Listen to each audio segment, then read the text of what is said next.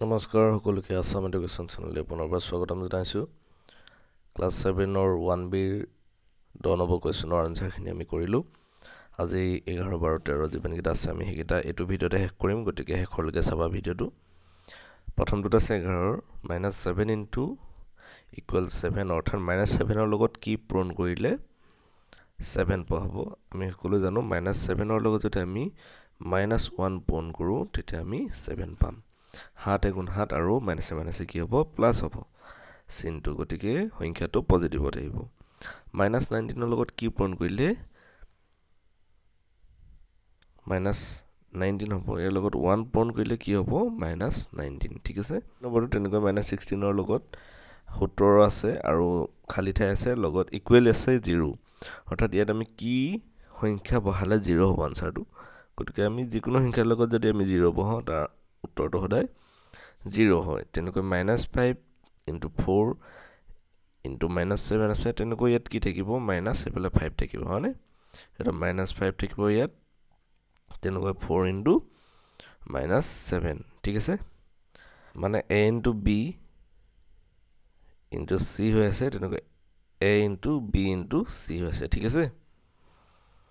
11 × -8 equal ডেছ × 18 11 × -8 হ'লে এইফালে কি হ'ব -8 হ'ব, একেধৰণে, ঠিক আছে। আমি ক্ৰমটো বিনিময় কৰিছোঁ, ক্ৰম বিনিময়।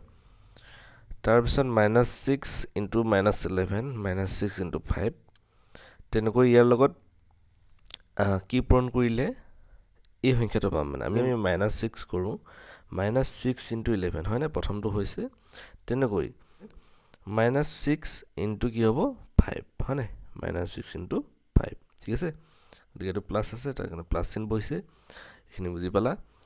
নেক্সট কুৱেশ্যনটোত আছে শুদ্ধ উত্তৰবোৰ বাছি উলিয়াবলৈ কৈছে, সত্য নে অসত্য। এটা মই কিতাপতে কৰিছোঁ, তোমালোকে লিখি ল'বা বহীত। এটা ধনাত্মক আৰু ঋণাত্মক সংখ্যাৰ পূৰণফল সদায় এটা ঋণাত্মক সংখ্যা হয়। এটা ধনাত্মক প্লাছ আৰু মাইনাছ যদি কৰোঁ আমি পূৰণফল সদায় কি ঋণাত্মক সংখ্যা পাম, গতিকে এইটো শুদ্ধ উত্তৰ। 7টা ধনাত্মকতো প্লাছে আহিব আৰু 6টা ঋণাত্মক সংখ্যাটো প্লাছে আহিব, গতিকে প্লাছে প্লাছে প্লাছ হ'ব, এইটো ঋণাত্মক সংখ্যা নহ'ব, গতিকে এইটো অশুদ্ধ সংখ্যা, ঠিক আছে। 7টা ধনাত্মক সংখ্যাটো প্লাছ আহিব, 6টা ঋণাত্মক সংখ্যাটো প্লাছ আহিব, গতিকে এইটো ঋণাত্মক সংখ্যা নহ'ব, ধনাত্মক সংখ্যা। 52টা ঋণাত্মক সংখ্যাৰ পূৰণফল এটা ধনাত্মক সংখ্যা, এইটো শুদ্ধ উত্তৰ, হয়নে? 52টা কি হ'ব, এইটো যুগ্ম সংখ্যা, গতিকে এইটো কৰিলে প্লাছতে আহিব, অৰ্থাৎ ধনাত্মক সংখ্যা হ'ব। 103টা ঋণাত্মক সংখ্যাৰ পূৰণফল এটা ধনাত্মক সংখ্যা, এইটো হৈছে ভুল, ঠিক আছে, এইটো ভুল হ'ব, এইটো ঋণাত্মক সংখ্যা হ'ব। 8টা ধনাত্মক আৰু 11টা ঋণাত্মক সংখ্যাৰ পূৰণফল এটা ঋণাত্মক সংখ্যা। 8টা ধনাত্মকত ধনাত্মক প্লাছ আহিব আৰু 11টা ঋণাত্মকত আহিব মাইনাছ, গতিকে এইটো কি হ'ব ঋণাত্মক সংখ্যা হ'ব, গতিকে এইটো কি হ'ব শুদ্ধ হ'ব, ঠিক আছে। তেনেকৈ 6 নম্বৰটো 5টা ঋণাত্মক আৰু 0ৰ পূৰণফল এটা ঋণাত্মক সংখ্যা। 5টা ঋণাত্মক আৰু 0ৰ পূৰণফল এটা ঋণাত্মক সংখ্যা নহ'ব, এইটো কি হ'ব অশুদ্ধ হ'ব, ঠিক আছে। 0ৰ লগত মানে যিকোনো সংখ্যা পূৰণ কৰিলে সেই সংখ্যাটো 0ই হ'ব, ঠিক আছে, গতিকে ঋণাত্মক সংখ্যা কোনো কথাই নাহে। 0 এটা ধনাত্মক সংখ্যা, এইটো 0 ধনাত্মকো নহয় ঋণাত্মকৰ সংখ্যাও নহয়, গতিকে এইটো অশুদ্ধ। তেনেকৈ a আৰু b যিকোনো অখণ্ড সংখ্যা হ'লে -a × b = -b × a, এইটো শুদ্ধ উত্তৰ, ক্ৰম বিনিময় কৰিছে, ঠিক আছে।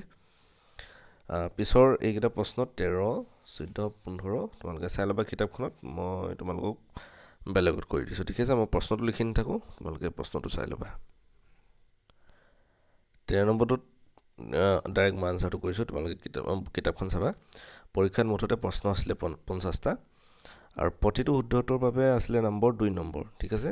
এইটো 2 নম্বৰ হয় প্ৰতিটো শুদ্ধ উত্তৰৰ বাবে, আৰু ভুল কৰা হয় তেতিয়া প্ৰতিটো নম্বৰত -1কে নম্বৰ কাট খাব, ঠিক আছে।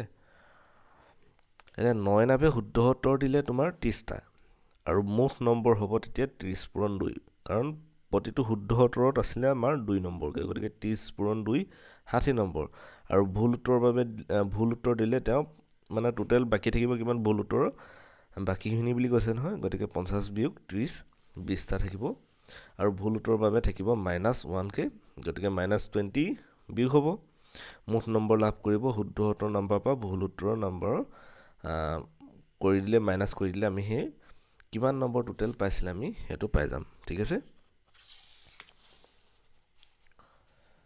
মুঠ নম্বৰ লাভ কৰিব শুদ্ধ উত্তৰ নম্বৰ বিয়োগ ভুল উত্তৰ নম্বৰ 60 বিয়োগ 20 ইকুৱেল 40 নম্বৰ টোটেল নম্বৰ লাভ কৰিব 40 নম্বৰ ঠিক আছে এটো হৈ গল তাৰ পিছত 14 নম্বৰ কোৱেশ্চনটোত আহিছে মুঠ চোলা বিক্ৰী কৰিছিল ব্যৱসায়ীজনে 20টা আৰু মুঠ পেন বিক্ৰী কৰিছিল 15টা প্ৰতিটো চোলাত লাভ 25 টকা অৰ্থাৎ 20 পূৰণ 25 500 টকা আৰু প্ৰতিটো পেণ্টৰ লোকচান হৈছিল 8 টকাকৈ অৰ্থাৎ 15 পূৰণ 8 120 টকা লাভ হল 500 টকা লোকচান হল 120 টকা গতিকে ডাঙৰ কোনটো হ'ব 500 টকা গতিকে 500 তো ডাঙৰ হ'ব আৰু 120 টো সৰু হ'ব তেওঁৰ তেতিয়া কি হ'ব মুঠতে লাভ হ'ব হয় নাই ডাঙৰ যদি 500 টকা হয় তেতিয়া কি হ'ব লাভ হ'ব লাভৰ পৰিমাণটো কি কৰিম আমি ডাঙৰটো পৰা সৰুটো বিয়োগ কৰি দিম তেতিয়া কিমান থাকিব 480 টকা তেওঁৰ মুঠ লাভ হ'ল ঠিক আছে 15 নম্বৰটো মুঠ প্ৰশ্ন আছিলে 360টা শুদ্ধ উত্তৰৰ বাবে 4 নম্বৰ আৰু ভুল উত্তৰৰ বাবে -1 নম্বৰ আগৰটো নিচিনাই যোগস্মিতে 220টা প্ৰশ্ন উত্তৰ শুদ্ধকে কৰিলে তেতিয়া 220 পূৰণ 4 প্ৰতিটো নম্বৰ 4 নম্বৰকৈ আছিলে গতিকে 880 আমি পূৰণ কৰি দিলো টোটেল পালে 880 নম্বৰ আৰু 80টা ভুলকৈ লিখিলে কৈছে গতিকে 80 লগত -1 কৰিলে -80 হ'ব মুঠ নম্বৰ লাভ কৰিব আমি টোটেল কিমান নম্বৰ পাইছিল 880 তাৰ পৰা আমি 80 টো কি কৰিম বিয়োগ কৰি দিম আৰু টোটেল নম্বৰ লাভ কৰিব 800 নম্বৰ ঠিক আছে 800 নম্বৰ তেওঁ মুঠতে লাভ কৰিছিলে ঠিক আছে এইকেইটা আছিল আমাৰ 1B কমপ্লিট আনসাৰ আশা কৰো তোমালোকে বুজি পালা আৰু যিসকল নতুনকৈ আছে চেনেলটো সাবস্ক্ৰাইব কৰি দিবা থ্যাংক ইউ